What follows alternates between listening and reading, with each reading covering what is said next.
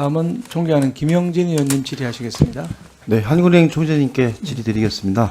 작년 우리 경제 성장률이 4, 4분기에 마이너스 0.3, 물론 뭐 3, 4분기 1.3으로 기저효과도 있었지만 전체적으로 2025년 1% 성장으로 해서 근래 한 20년 내 가장 낮은 성장률의 사실은 연도였던 것 같아요. 그래서 올해 성장률을 1.8% 정도 예측했는데 예측하신 부분으로 그 추이가 유지될 것으로 예측하십니까?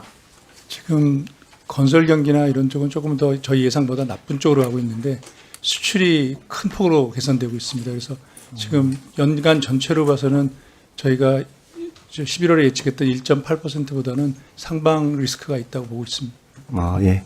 그러면 현재는 1.8%보다는 상방으로 갈 수 있는 여력이 좀 있다라고 보고 수출 때문에 그렇습니다. 그 건설 투자 관련해서 4, 4분기에도 보면 건설 투자가 마이너스 9% 이상 나오면서 전체적으로 그 0.3% 마이너스가 나온 상황인데 이 건설 투자 관련한 부분들이 실제로 내수에서 차지하는 비율, 일자리 성장에 다 영향을 미치는데 현재 이 문제에 관한 그 대책과 정책을 어떻게 설계하는 게 타당하다고 생각하십니까?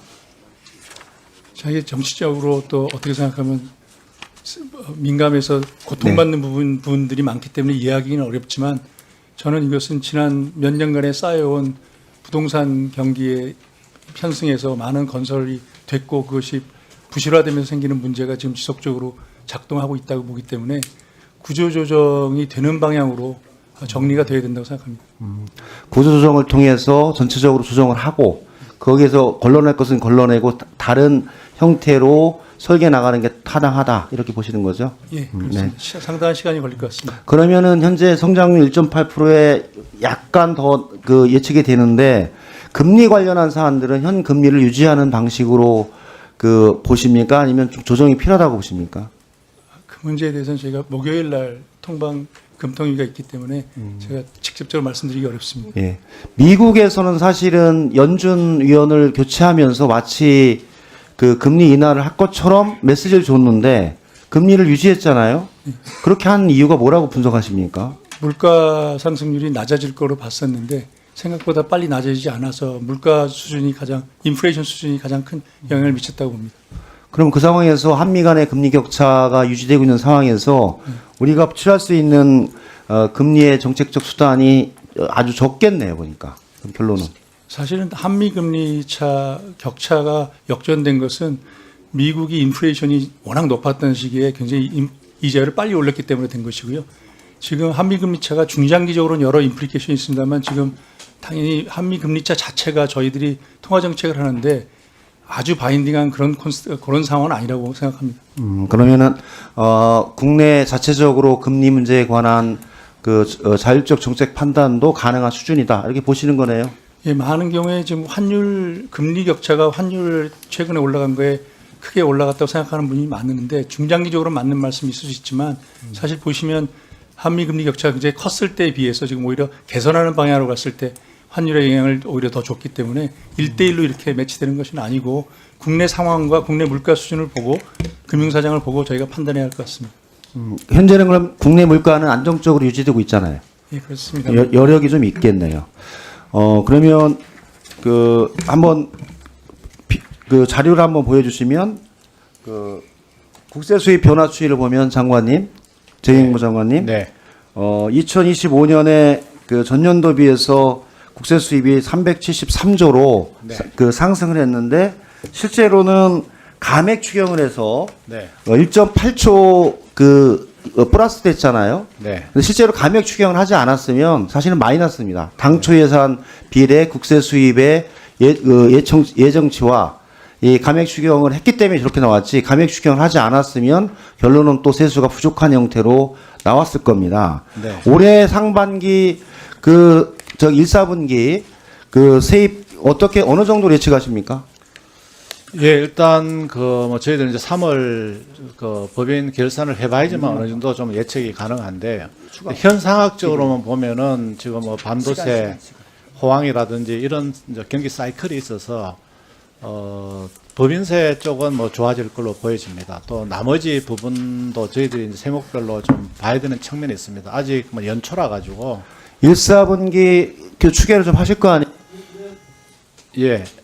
그 법인세 신고하고 난 뒤에 아마 조금 네, 보는 게 한번 맞을 것 같습니다. 보시고요. 네네. 추후에 이 문제가 추경이나 여타분에 관한 판단들 하는 그 기본이 되니까요. 두 번째는 2025년 국세 수입 현황을 보면 실제로 그 뭐 경향성으로 보면 소득세가 가장 컸고, 근데 그 이에 넘겨주시면 실제로는 근로소득세 비중은 가면 갈수록 아주 경향적으로 매년 높아지고 있어요. 근로소득세, 즉 유리지갑에 관련한 소득세 비율은 상당히 높아지고 있는데, 하나 더 넘겨주시면 실제로 그 속에서 법인세 증가, 그러니까 근로소득세 10년치를 비교해보면 152%, 법인세는 88%에서 실제로 근로소득세는 경향적으로 매년 상승해 나가면서 국세 수입의 큰 부분을 차지하는데, 나머지 법인세라든지 기타 세수에 관한 부분들이 경향적으로 줄고 있고, 또 금투세라든지 그 초재산 관한 그 과세가 진전되지 않으면서 실제로 국세 수입을 유지할 수 있는 여력이 줄어들고 있다라고 보는데, 이 문제를 어떻게 해결해 나갈 계획이십니까?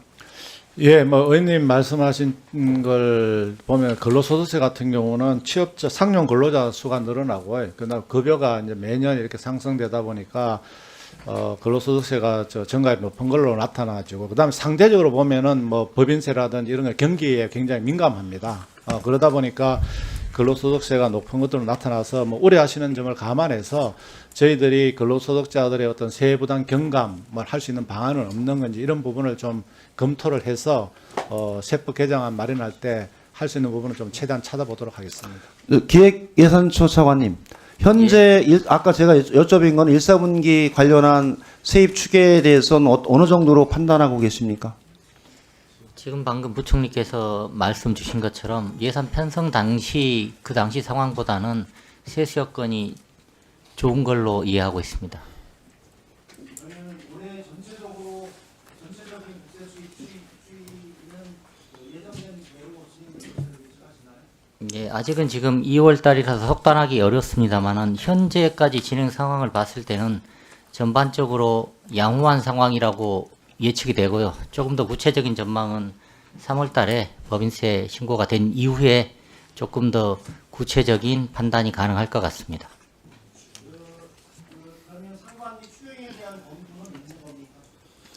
지금은 2월이기 때문에 국회에서 지금 심사 확정해 주신 예산이 지금 집행하는 초기 단계입니다. 그래서 일단은 충실하게 집행을 하는 게 우선인 것 같고요.